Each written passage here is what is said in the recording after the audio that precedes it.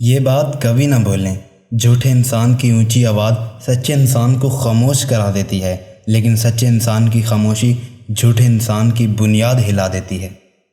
جو شخص عقل رکھتا ہے وہ اکثر خاموش رہتا ہے۔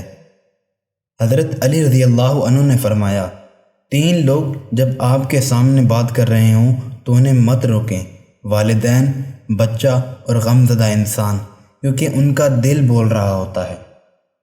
جب تمہیں لگے تمہارا کوئی نہیں ہے تو آسمان کی طرف دیکھنا، وہاں وہ ہے جو ہمیشہ سے تمہارا تھا اور تمہارا رہے گا۔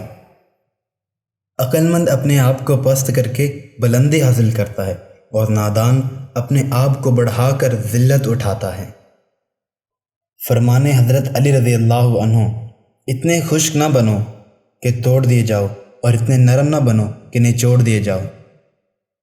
حضرت علی رضی اللہ عنہ نے فرمایا، دوست کی غلطی ریت پر لکھو تاکہ پانی اسے مٹا دے، اور دوست کے احساس پتھر پر لکھو تاکہ کوئی اسے مٹا نہ سکے۔ جب بھی فارغ وقت ملے تو اپنی ماں کے پاس بیٹھ جایا کرو، کیونکہ ماں کے ساتھ گزارا ہوا وقت قیامت کے دن نجات کا باعث بنے گا۔ حضرت علی رضی اللہ عنہ نے فرمایا، کسی کا ظرف دیکھنا ہو تو اسے عزت دو، نفرت دیکھنی ہو تو اسے آزادی دو، نیت دیکھنی ہو تو اسے قرض دو، خصلت دیکھنی ہو تو اس کے ساتھ کھانا کھاؤ، صبر دیکھنا ہو تو اس پر تنقید کر کے دیکھ لو، خلوص دیکھنا ہو تو اس سے مشورہ کر لو۔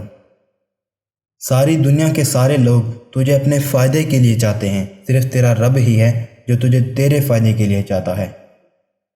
دل سے انسان نکلتے ہیں تو پتہ چلتا ہے کہ ان کی تو ضرورت ہی نہیں تھی، ضرورت تو صرف اللہ کی ہوتی ہے، جو ہے وہ ہمیشہ رہے گا۔ محنت کا پھل اور مسئلے کا حل رب دے گا، یہ مت سوچو کب دے گا، جب دے گا بے حساب دے گا۔ بدترین گناہ، حضرت امام علی علیہ السلام نے فرمایا، برے لوگوں کو اچھا کہنا بدترین گناہوں میں سے ہے۔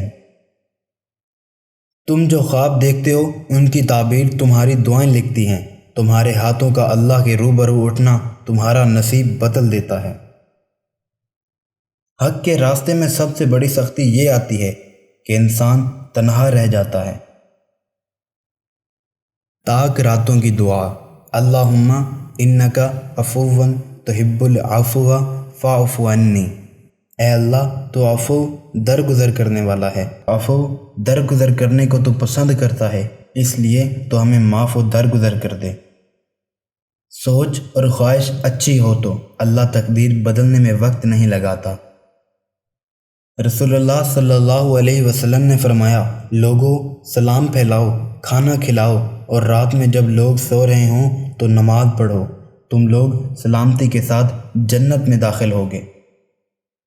نبی کریم صلی اللہ علیہ وسلم کا فرمان ہے، جو شخص ہر فرض نماز کے بعد آیت الکرسی پڑھتا ہے، اسے جنت میں جانے سے موت کے سوا کوئی چیز نہیں روک سکتی۔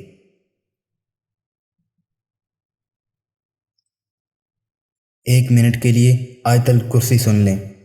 اللہ لا الہ الا ہو الحی القیوم لا تأخذہ سنۃ ولا نوم لہ ما فی السماوات وما فی الارض من ذا الذی یشفع عندہ الا بإذنہ یعلم ما بین ایدیہم وما خلفہم ولا یحیطون بشیء من علمہ الا بما شاء وسع کرسیہ السماوات والارض ولا یعودہ حفظہما وهو العلی العظیم۔ صدق اللہ العظیم۔